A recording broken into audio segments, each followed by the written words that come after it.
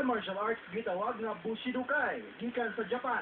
Unang klase nga martial arts din sa Pilipinas, og swerte kay dinhi sa kinimutan sa syudad sa Davao. Ang meaning sa Bushidokai is school of the way of the warrior. Halo-halo siya ang different kind of martial arts.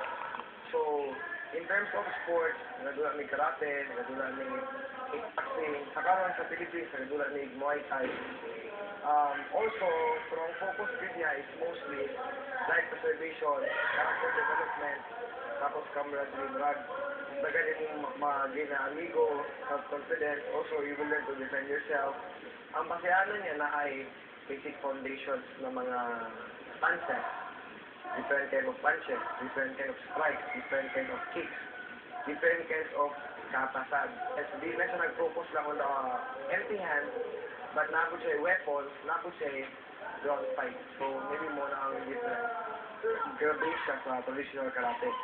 So, na siya white belt, yellow belt, orange belt, green belt, blue belt, purple belt, tapos third brown, second brown, first brown, bago pa mag-black belt. Sa halos 2 ka oras nga pagbushidokai nini mga bata, way duha-duhan, gikapoy gayud sila. Sige, so tired. Why?